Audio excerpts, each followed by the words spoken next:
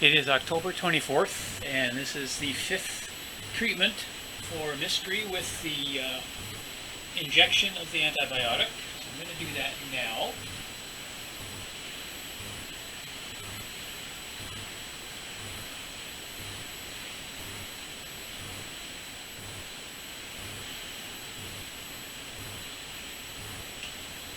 Okay, so the injection is in, and I'm now going to do a quick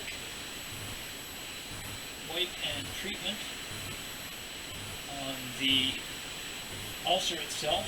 It is coming along.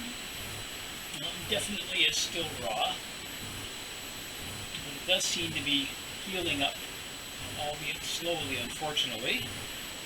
I wish it was coming along more quickly, but this is quite significant, as you have seen in the earlier videos. I'm going to just see if I can zoom in a little bit there, give you a little bit better look, and then I'll get the treatment done. And you can see that it is still quite raw. Let's go back a little here. So I'm going to do another polysporin and the new skin on there. I'm going to do that right now. And then get Mr. back into the tank, the quarantine tank again for his recovery. And I will ready to get him in there in just a moment. I'm going to get the polysporin. I have it ready here. I'm going to put that on, and then I will do some of the new skin on top of that. So if you just kind of bear with me as I work on this now. And it does seem to be helping. I know that it's a nasty ulcer on there. It's going to take quite some time for it to heal up.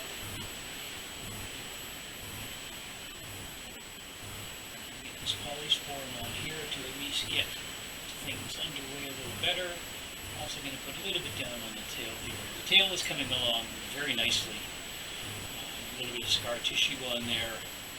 Just cover that up as well. And you have a little spot on the side, just a little bit in there also. So with that done, I'm going to do the polysporin finish now. I'm going to do the new skin on top of that. And then we'll get Mystery back into the quarantine tank so he can start to recover from the anesthetic. Clove oil, that is. And just paint some of this on. I know it doesn't stay on all that well when it gets back into the water, but it definitely helps a little bit to seal in the polysporin and help to promote the healing. Here as well. And then if you just bear with me for a moment, I'm going to do the blow on it just to help dry it a little bit before I move him back into his tank.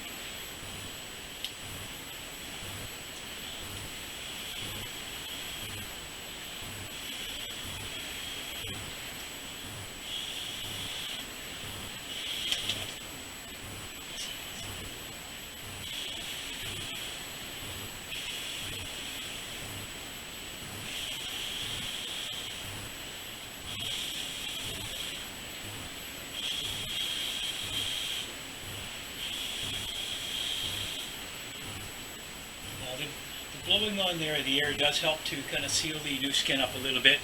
That's why I do that. So I'm going to stop the video there, get Mystery back into the tank to start his recovery from the anesthetic. I had hoped to move him into a fish cage into the main indoor pond here to give him some company, if you will, to help with the stress and hopefully get him healing a little more quickly. I did do a scrape a little bit earlier today and did find a couple of gill flukes. So I'm going to leave him in the quarantine tank where I know he's isolated, give him a couple of days for this treatment to kind of take effect, and then I will do a PP treatment in there to help rid him of the flukes. So at that point, I'm going to turn the video off now, and I will be back with some updates soon. As Mystery's recovery progresses, I have decided rather than leaving him alone in the quarantine tank, he would be better off in with the other koi in my main indoor pond. My concern, however, is that I will need to get access to him easily for treatments and to take a look at how the things are progressing with respect to the ulcer. So I've opted to put him into a floating fish cage. The measurements of this cage are 3 feet by 2 feet and approximately 3 feet deep. Having him in the cage will enable him to interact with the other koi without coming into close contact, making it more comfortable for him, and will also contain the food that he's going to receive so that he will be able to eat it without the other koi getting to it first. I am hoping that by having him in the net, this will relieve some of the stress that I'm sure he's going through by being isolated in the quarantine tank. Upon further consideration, I have decided that rather than putting Mystery into the floating fish cage that you see here, I will put him directly into the tank with the other fish. Two reasons have come to mind for that. One is that even though it would restrain him, as I'd mentioned a few moments ago, he will be restrained, and I actually want to give him a bit more space for swimming so he can kind of strengthen his tail muscles.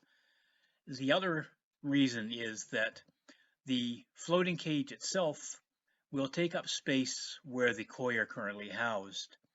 And as you can see from the videos I've posted in the past, you'll see a bit later in this one, the indoor tank has been divided into two components, one for the koi, one for the sturgeon, making the koi side already a little bit limited in space considering the size of the fish. And with that in mind, if the cage is in there, that's further going to reduce their swimming space. Obviously won't impact the water volume at all, but it will have an impact on the space they have for swimming. So I'm going to do away with the cage idea at the moment. It's still an option should the need arise, but I will likely just be moving him directly into the tank.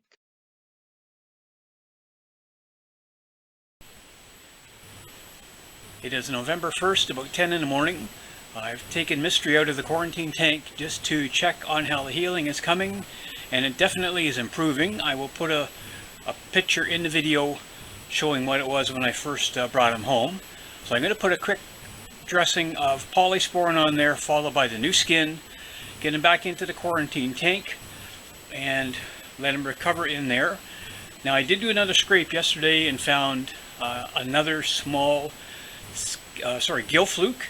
So I'm working on some treatments in there. He's had 3 PP treatments in the quarantine tank. I'm going to up the salt level now to help combat, the production of any eggs, etc., from the flukes. But I want to get the wound looked after, but it is much improved over what it was previously. So rather than keeping him on the table here for too long, I'm going to dry this off now, get the polysporin and the new skin on there, get him back into the tank. Once he's had a bit of time to recover in the tank following this treatment, I will be doing a bit of a water change in there, probably about 20-25%, and then I'm going to bump the salt level up to a 0.6 to help combat, as I said, the eggs or any larvae that may hatch from those eggs over the next few days. And I will bring along another update to you soon. But right now, again, just a quick look. You can see how things are coming along.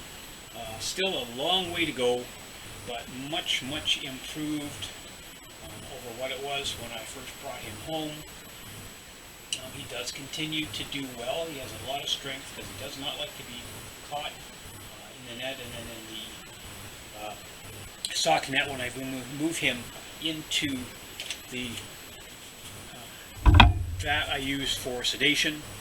So I'm going to put some polysporin on there now, as I said, followed by the new skin, and then I will get him back into the quarantine tank as I mentioned. But I just wanted to kind of give everybody a visual update here on how Mystery is doing, how the healing is coming along.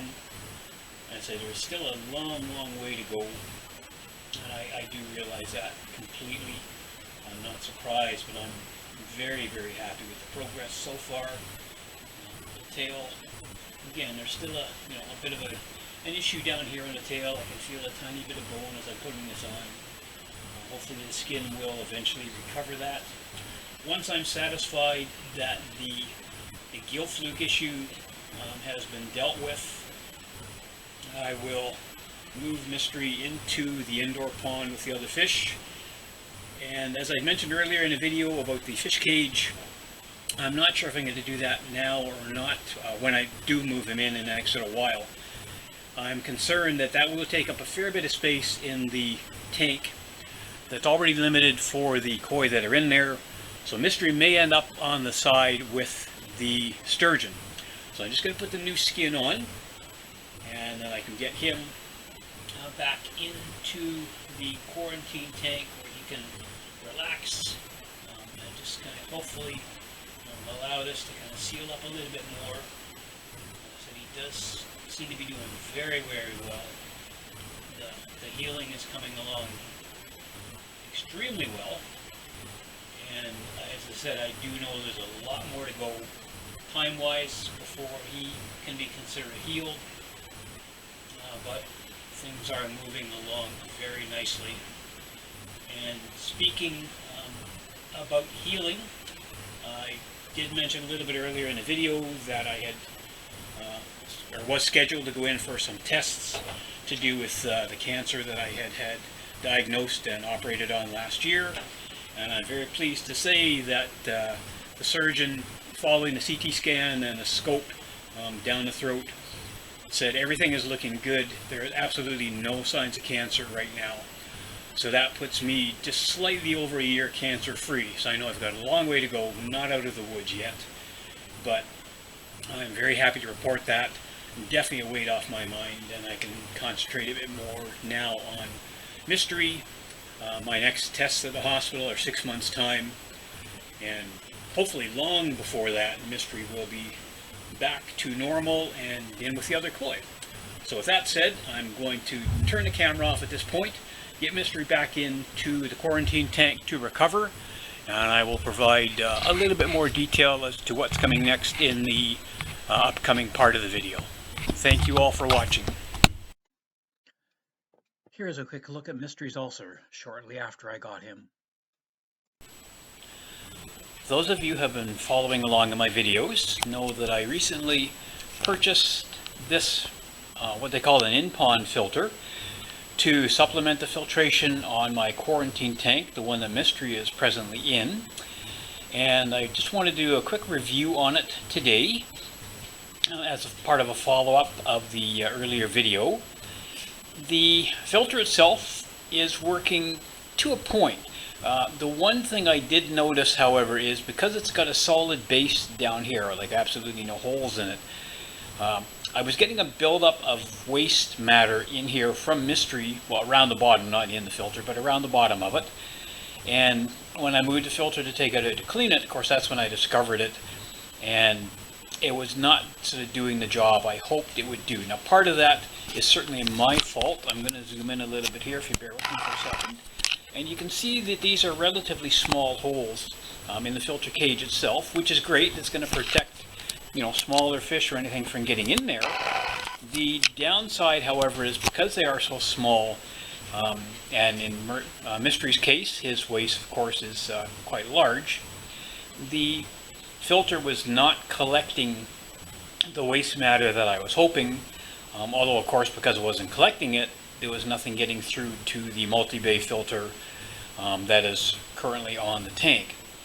Now, what I do, of course, when this is undone simply by lifting off or undoing the clips over here, and I can take this off, and I will do that just to show you in a moment.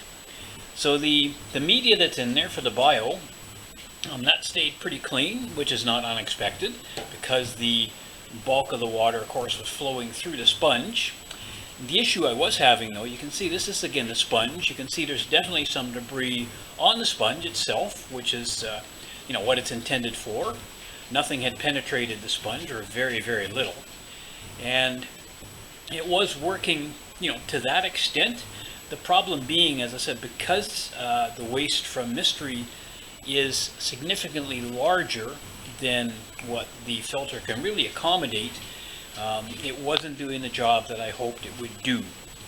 So what I am going to do is, obviously you can see I've got it here on the table. I have taken it out of the filter, out of the quarantine tank, modified the pump that was in there to allow slightly larger waste to pass through, so that will go into the filter directly and help to keep things the way it was intended, as far as getting the waste out of the tank and into the filter, and it can be cleaned from there. So on a kind of a rating of 1 to 5, I would give this about a 2.5 as far as functionality in my particular case. It is marketed as an in-pond filter. I think would have to be a very small pond with maybe a few goldfish in there, if that's what you were using it for. With that being said, the Ranchu goldfish that I have in their tank right now the water's being filtered by a number of sponge filters, so they are doing their job, quite well. The fish are very happy, they're healthy, they're growing very well. I'm hoping to get them outside next summer for spawning, and this filter, again, because of the small holes in it, will not cause any harm to the fish, as the draw going through it's not going to be all that large. There's absolutely no way they could get caught on it.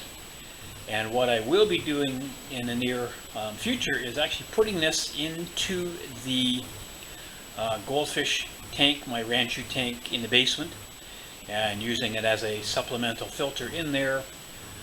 Once I get Mystery out of the quarantine tank and into the main indoor tank with the other koi, so I can get his tank situated and connected once again as a supplemental water supply for the goldfish.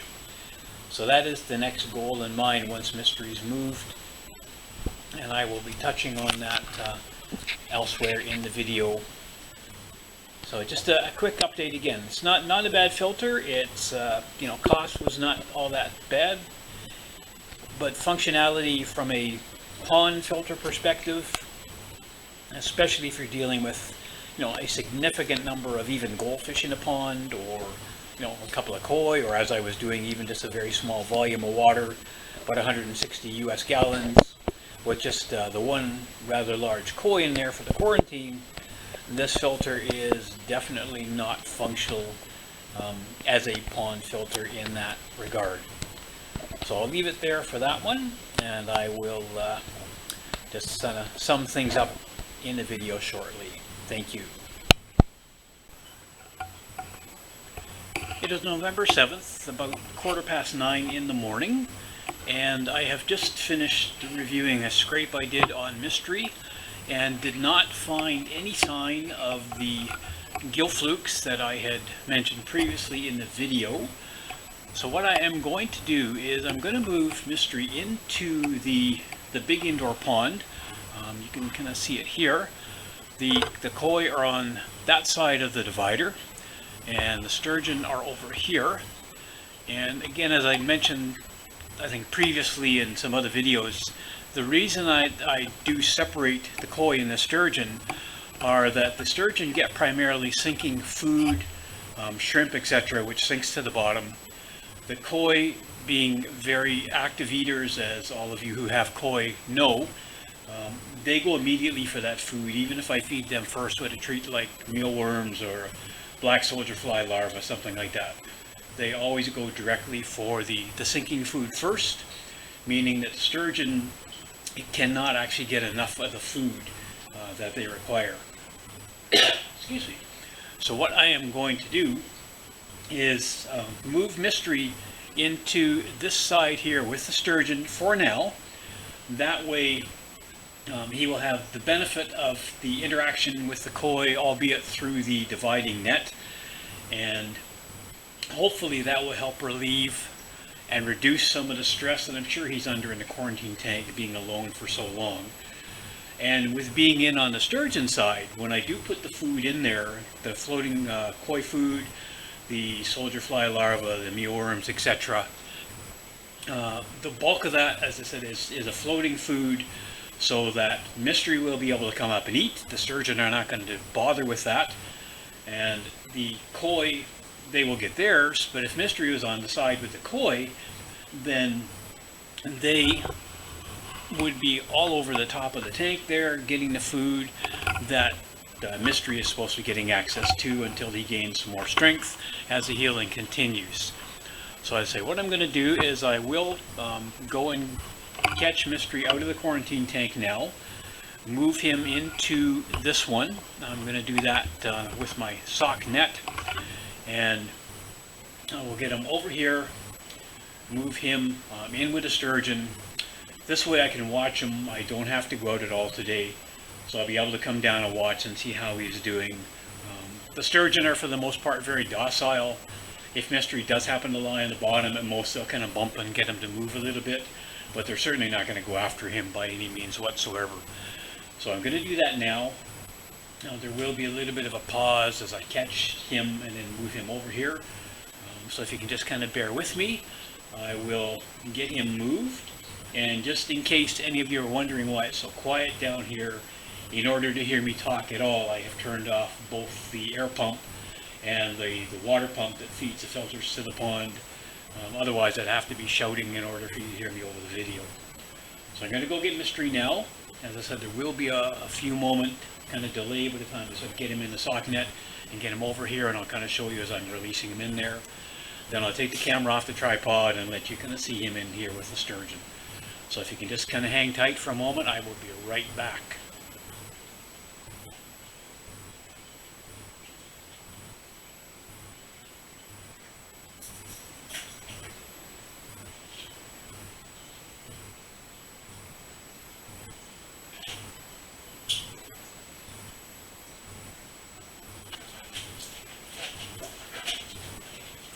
So I have Mystery in the sock net. As you can see, he's not happy. So I'm going to let him out now into the park with the sturgeon. And just get the net out of the way here. And then if you can just kind of bear with me for a moment, I'm going to pause the video there, take the camera off the tripod, and try and get a shot of Mystery in with the sturgeon. So I will be back with that component in just a moment.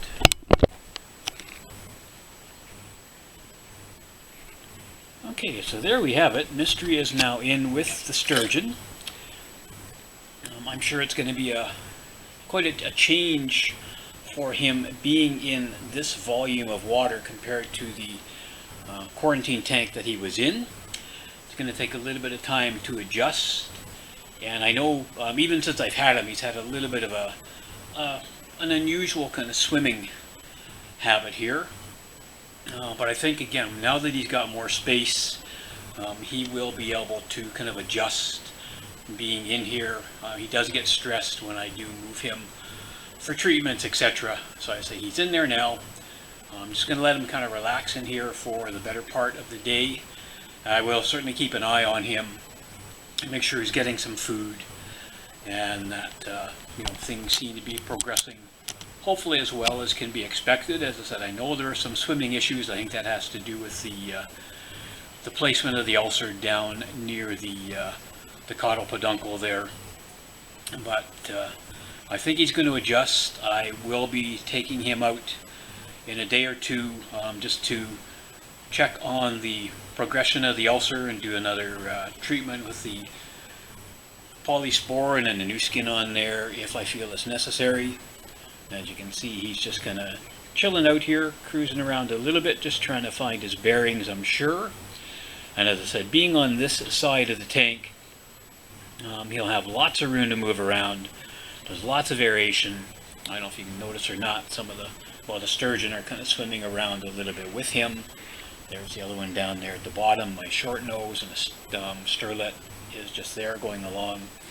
And as I said, I mean, they're considerably larger than he is, but again, they eat the sinking food, whereas Mystery will primarily be feeding on floating high protein foods of different types. So with that said, I'm going to sort of end things here and go and try and get this ready so I can get it posted so you can all see. If anybody has any comments, certainly please feel free to leave them below. As always, thank you very much for your support, and I would really appreciate hitting the like and subscribe buttons if you haven't already done so for me.